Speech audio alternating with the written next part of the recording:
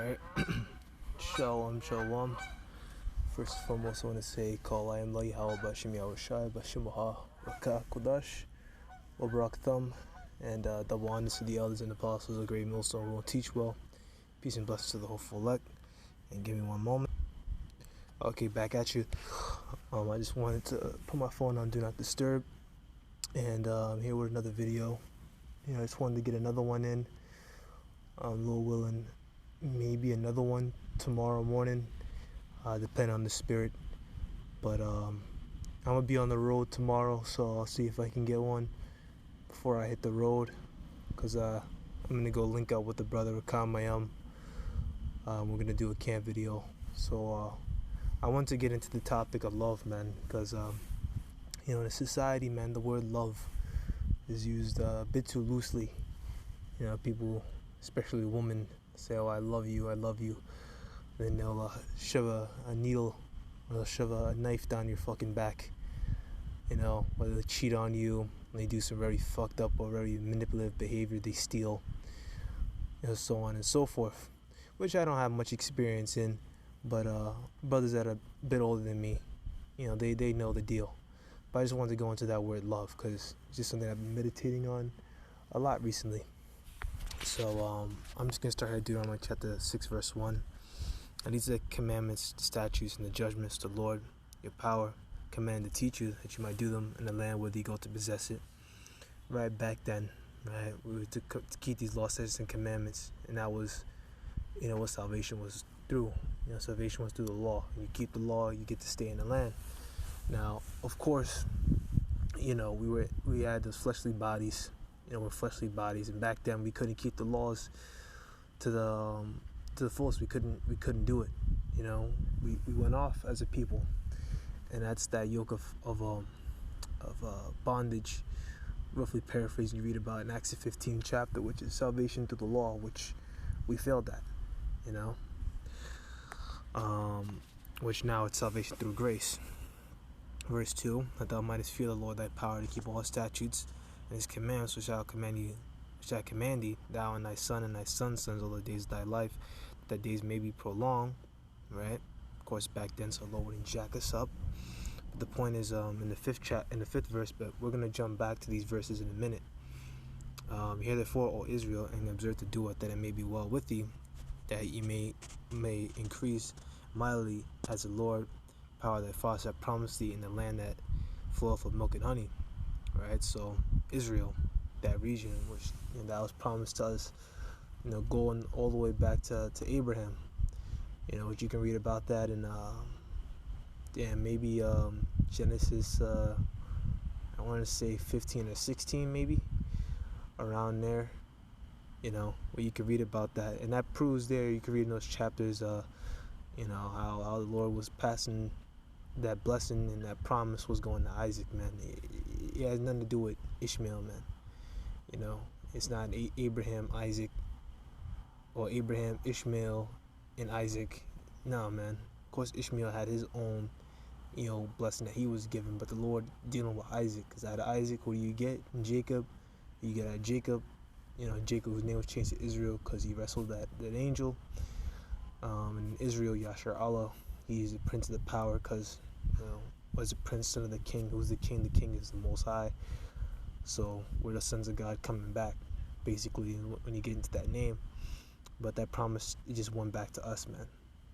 When you read about Revelation, the 7th chapter, I have no idea where, I haven't seen it where it says Ammon, Ishmael, or Esau among the 144,000. I don't see it, man. What you read about Revelation, the 7th chapter, that's Israelites, man. Point blank, period. Alright. Israelite, foreigners, so on and so forth. But back to this lesson, I just wanted to make that quick point.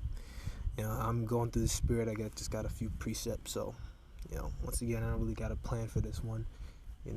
That's just the way the spirit been having me lately. Not even really planning my videos. Verse 4, Hear, O Israel, the Lord our power is one. There's one Lord, but I know when you say the Shema prayer, Shema, Yashar Allah, Yahweh, Elohayinu, which Elohayinu means our power. Akud is one.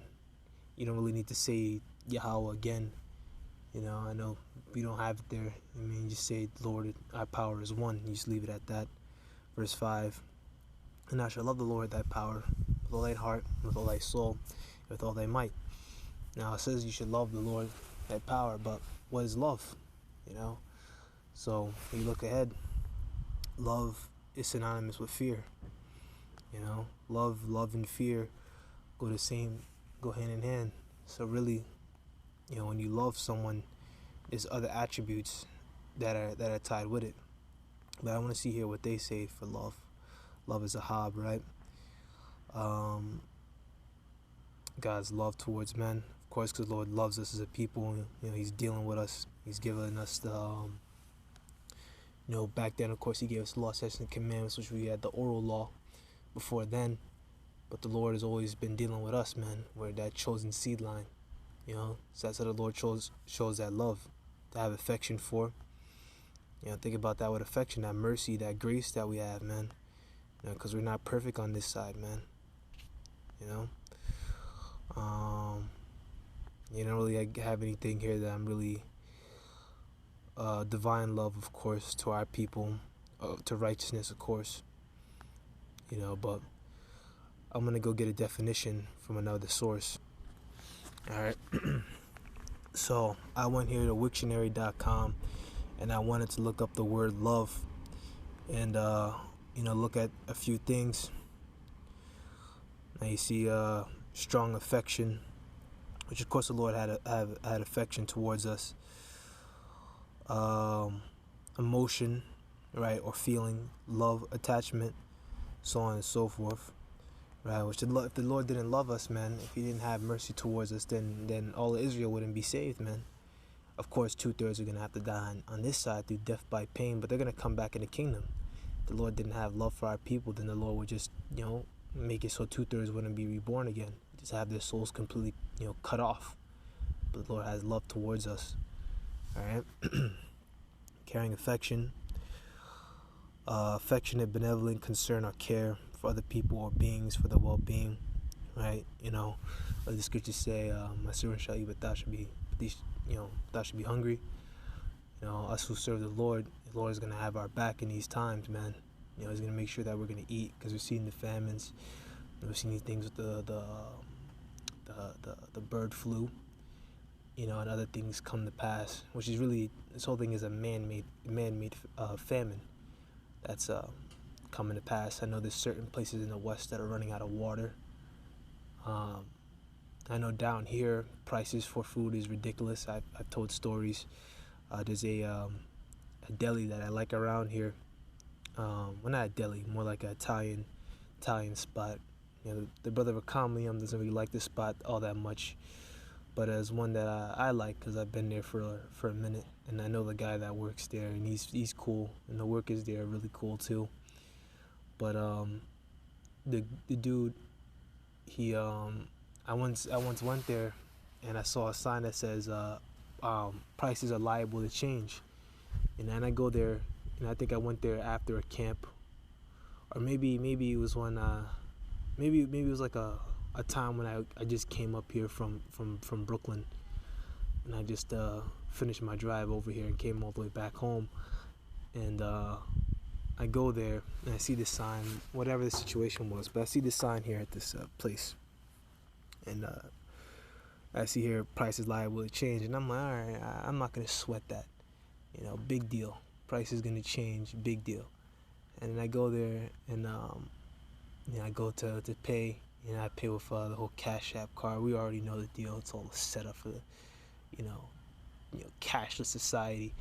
But you know, I have a Cash App card and I use it. It's better than using like credit. I don't really like credit like that, which I have to start using my credit card soon. You know, brothers, you know the deal. You have to use your credit, cause you can build like your credit score by like making purchases and paying them on time. But you know, that's neither here nor there.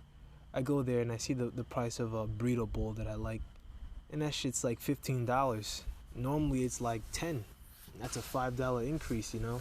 It's lucky for ranting, but you know, I go there, and the guy, I ask him like, hey, what happened? And he's like, you know, the prices of food have just gone up. And I said, and I was like, oh, it's this whole thing in, in the cranes down there. And he said, yeah, just the war and just other factors, just, the price of meat is through the roof, which that has something to do, I know it was with, I believe it was with poultry, well, bird flu, right? Poultry, birds, right? They like kill chickens and shit, so, whichever it was, it could be chickens, and there's other kinds of like birds that fucking people eat. But I'm pretty sure it was them killing chickens. But that's what we're dealing with, man. So, hey, just keep your faith in the Lord, man. That was a bit long-winded, but I just want to go into that little thing, man, and how it's coming down out here. But I wanted here a deep abiding liking for something, an enthusiasm for something. So, right. So basically, what you get from here is strong feelings. So that's what basically love is. Yeah. So to go back towards the point of this lesson, right? Of course, I had to touch on certain things through the Spirit. But this is the book of 1 John chapter 5, verse 3. Damn.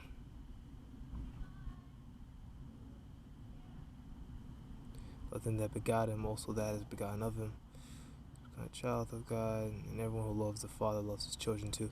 Yeah, I really start at the top. Whosoever believeth that Yahushai is, the Hamashiach, is born of the Most High, and everyone that loveth him, and that begat loveth him, and also that is begotten of him. So, anyone who believes that Yahushai is a Mashiach has become a child of God, right? So on and so forth. Like you follow the truth, you follow the Most High, right? So on and so forth. And everyone who loves the Father loves his children also. Exactly. Verse 2, by this we know that we love the children of the Most High when we love the Most High and we keep his commandments. So, so you see here, you love the Most High and keeping the commandments are synonymous. But the point is in verse 3, for this is the love of the Most High, that we keep his commandments, and his commandments are not grievous. Which that is the love of the Most High. Love of the Most High is you keep the commandments. So strong feelings or strong enthusiasm towards serving the Most High, as we found here. When you're very enthusiastic for something, you're very getty. Like man, like I'm very enthusiastic about hitting the gym. I get the gym because I have a lot of as a young man, you have a lot of built up aggression. That you just build up over time, being in this fucking wicked ass society, and that's just like my way of releasing stress. It's by hitting the gym. So I'm very enthusiastic about lifting weights. Right? But I'm also much more so enthusiastic about Yahweh Shem Yahushai, man. About performing this truth, about being in this truth. Okay? But you're all supposed to be that way. But as you can see here, the love of the Most High is synonymous with keeping the commandments. So when you see here, love on itself has multiple different facets. You love the Most High, then you're going to keep the commandments. You can't just love the Most High and say, oh, I love the Most High, and then you're just going to be a damn demon. Alright? So, same thing with, on another level, if you're really affectionate towards someone, right? If you have love towards a woman, which I don't really know what love is, really love towards a woman. Of course I've had, relationship with someone, but, that was high school shit, man. So I don't really know what, so-called, love is. I never really experienced that, but brothers who have experienced it can speak on it a lot better than I can. That you have someone that you love, a woman that you love, you hold on to her, you buy her shit, you be nice to her, you treat her, a certain way, you don't want any harm to come to her, so on and so forth. That all goes back to love, So, and when a woman loves you, right, she has respect towards you, and she has admiration towards you, so on and so forth. Alright, this is going to be the last one I'm going to get into. This is the book of Matthew chapter 22, verse 36. This is a disciple speaking to Yahushua. Master, which is the great commandment in the law? Which is the great commandment of the law? Yahushua said unto him, Thou shalt love the Lord thy power with all thy heart, with all thy soul, with all thy mind. Which that goes back to Deuteronomy, the 6th and the 5th verse, which we just read. This is the first and great commandment, right? And if you're going to love the Lord, then you're going to keep the commandments, as we just read. I think it was 1 John 5 and 3. So loving the Most High is synonymous with keeping the commandments. So love or enthusiasm or strong feelings towards something is going to show through your works. It's going to show and materialize itself through actions. That's why scriptures say faith without works is dead. And you show your faith through your works. You show your love through your works. So on and so forth. Verse 39, the second is like unto it, thou shalt love thy neighbor as thyself. Alright, so, and the second is equally important, as you see here in the NLT version. Your neighbor is your fellow Israelite. So that same enthusiasm, right? You're supposed to have that same passion. You're supposed to have that same love and affection, which you read also, other translations or other means of the word love. Have that towards the brothers, man. And that's going to show through your actions. When you're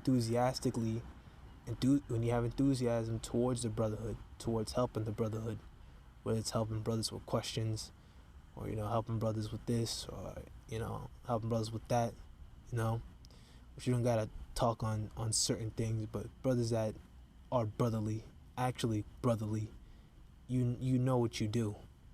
You know what you do, and Paul already wrote that down too. I don't remember which one it is. A brotherly love, I have no need that I write unto you, because that comes naturally, man. Verse 40, on these two commandments hang all the law and the prophets. Exactly. So, very important, man. Love the Most High, because you think about the prophets, right? The prophecies, the prophets. Let's go get that one too.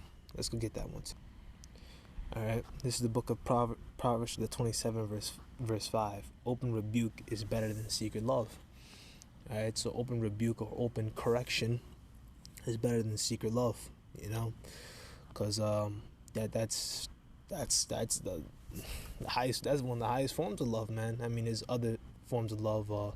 You read about in the scriptures that a man dies for his brothers by sacrificing yourself for the brotherhood, which that is going to come to pass during Jacob's trouble. Some brothers are literally going to sacrifice their lives for their elders. I can't really speak on things until they happen, but it's written. It's written.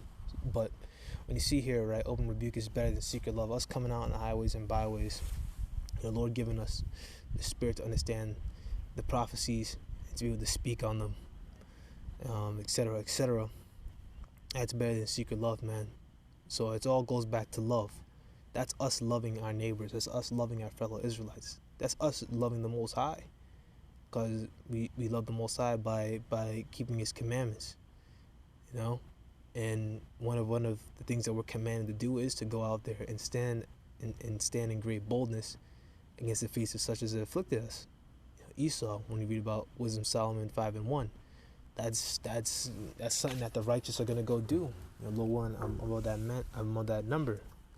Which you don't have to stay on the highways and byways, each man to their spirit, right? But, you got that one, set thy face about against Mount Seir, a little bug, set thy face about against Mount Seir, and many other scriptures, man. That's the prophets we're doing, bringing out and telling our people, hey, you guys are acting wrong, man. Get it together, Judah, get it together, Israel. Because, you had the split back then when you read certain prophets. Of course, the prophets after the split would say things like that. Like, get it together. Turn back from your wickedness. Of course, our people didn't listen. And then, of course, back then, you had the Syrians who jacked up the northern kingdom. And then I think Sennacherib, he failed to take down Judah. But then the Lord just raised up Babylon to take down Judah, because Judah was going way the hell off. You know, I'm going to read Jeremiah 11 and 13. As many of the cities of Judah were thy gods. So Judah was heavily into witchcraft, heavily into fucking all kinds of bullshit, man. You know, false idols and so on and so forth. But that was pretty much it that I wanted to go into. You know, Lord willing, you brothers will edify. Till next time I say shalom.